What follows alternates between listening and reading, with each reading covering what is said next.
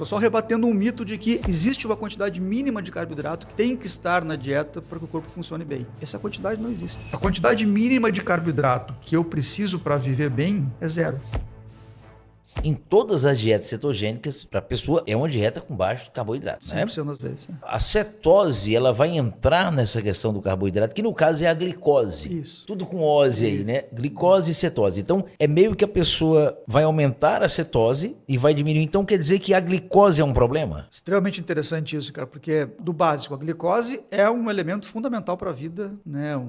É uma fonte de energia necessária. Ninguém vive sem glicose, ponto final. Alguém dizer, bom, a glicose é um problema por si só, não faz nenhum sentido do ponto de vista fisiológico isso, né? O que acontece, que isso é uma coisa que está cada vez mais bem estudado e bem mostrado, é que uma das coisas que parece acontecer em quem tem algum tipo de transtorno psiquiátrico, e parece ser, assim, cada vez mais a gente descobre novos e mais diagnósticos que tem isso na base, como um dos fatores, é o que a gente chama de hipometabolismo de glicose no cérebro. Olha aí. Que eu vou explicar o que é isso. Significa literalmente que o cérebro está tendo dificuldade em metabolizar a glicose. Então, a glicose, ela é basicamente fonte de energia, ela é um combustível. Então, ela vai estar circulando na corrente sanguínea, as células vão captar a glicose e vão transformar essa glicose, um mecanismo específico, em energia. Então, a produção de energia pelas células usa a glicose. A glicose não é o único combustível que o corpo é capaz de usar, o corpo é capaz de usar diferentes combustíveis para a produção de energia, a glicose é um dos principais. E o cérebro é um órgão que demanda muita energia. Isso é uma coisa extremamente importante. O cérebro, eu sempre falo esse dado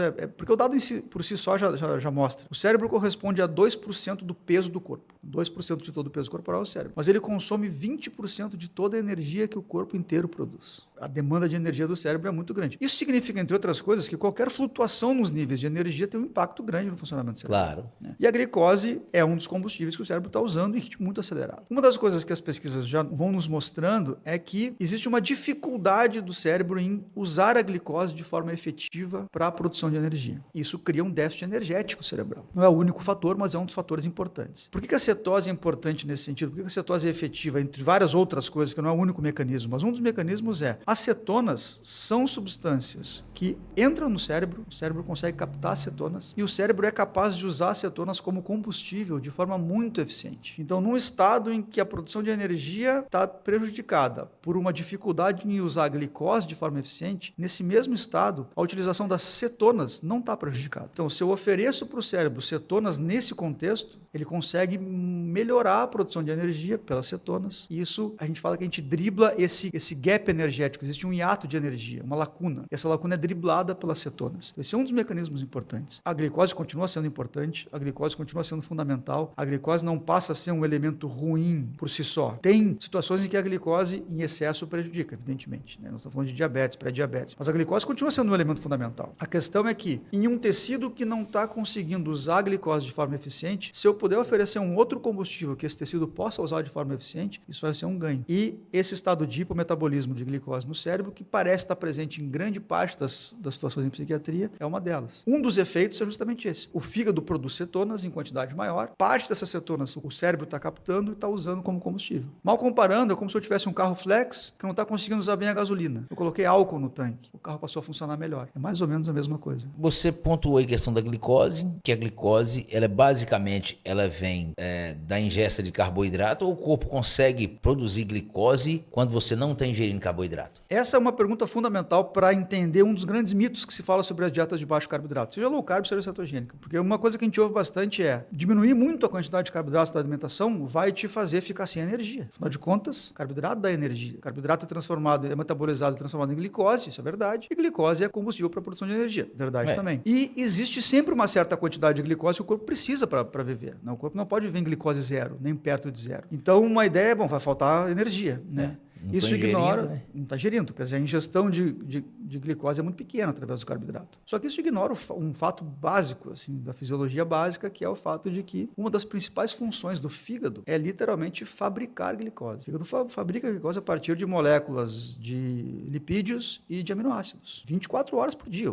Tá sempre... E essa produção de glicose pelo fígado, ela é uma produção sob demanda. O que o corpo precisa, o fígado é capaz de produzir em situações normais. Então, se eu não ingiro nenhum carboidrato, ou se eu não ingiro nenhum alimento, vamos supor que por que eu sou capaz de ficar, não estou querendo dizer que todo mundo deve fazer isso, né? Não. Mas por que eu sou capaz de ficar 4 dias em jejum e não ter hipoglicemia e me sentir bem e funcionar bem e treinar e fazer o que eu tenho que fazer? Eu não estou consumindo nada. Onde é que vem a glicose? Como é que eu tenho glicose suficiente? Porque o meu fígado está produzindo glicose todo o tempo. E essa produção está sendo sob demanda. Então, se eu estou necessitando de uma quantidade X de glicose, o fígado está sendo capaz de produzir. É claro que também acontece o fato de que nessa situação eu estou usando a gordura como combustível e as cetonas também, mas eu estou sempre precisando de uma certa quantidade de glicose todo o tempo. E o fígado é capaz de produzir isso. Um dos grandes mitos que quem não trabalha ou quem não entende de cetogênica ou low carb não entende. A quantidade mínima de carboidrato que eu preciso para viver bem é zero. Não existe uma quantidade mínima de carboidrato. Você está brincando. Isso você está falando qualquer carboidrato, tanto os carboidratos naturais, lá que são conhecidos como os compostos e tal, né? Ou simples, que são esses refinados, nada disso. Qualquer carboidrato. Ou seja, uma dieta sem carboidrato, eu vou viver tranquilamente.